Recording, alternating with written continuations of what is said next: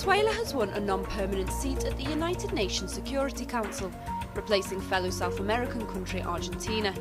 181 countries voted in favour of Venezuela's candidacy, which will be the first country in history to occupy a seat at the Security Council and simultaneously hold the 3-year chair of the non-aligned movement.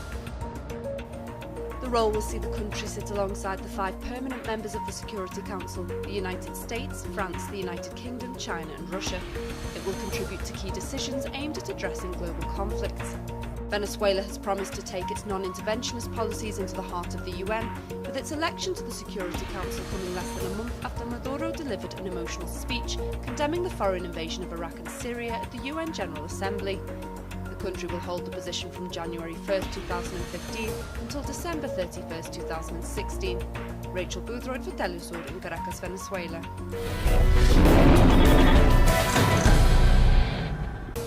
Argentina is now the first Latin American country to launch its own telecommunications satellite into space. The satellite will provide cell phone, digital TV, internet, and data services to much of South America. The Argentine-built satellite is also the first to be constructed by a Latin American country. It forms part of a wider strategy to enhance Argentina's communications capacity.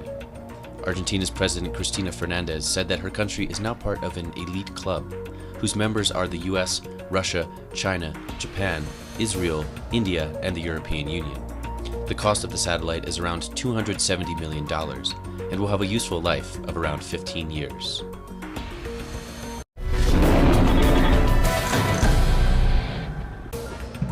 In cities across Mexico, thousands marched to demand justice for the students of Ayotzinapa who were attacked in the town of Iguala on September 26 by police as they were collecting funds for their school.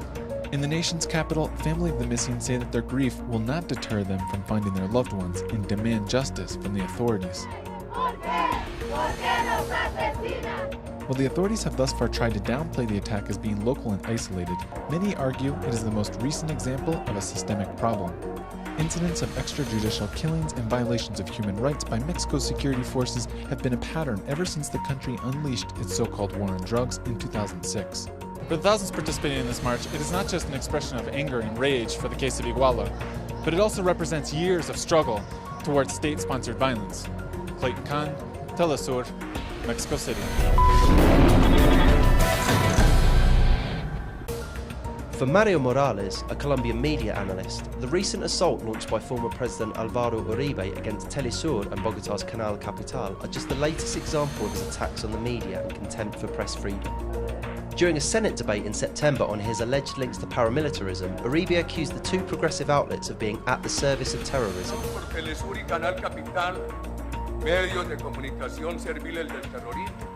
An accusation that has seen him called up to speak to the Prosecutor General's office in the face of legal proceedings from Canal Capital. Uribe has so far remained remorseless over his claims, despite offering no evidence to support them. Uribe's fierce attacks on the media have in the past gone unpunished, but with his influence waning in the face of falling approval ratings and the senator currently engulfed in a separate accusation of a targeted persecution of an individual journalist, perhaps this time he will face the legal consequences of his actions. Charles Parkinson, teleSUR in Bogotá, Colombia.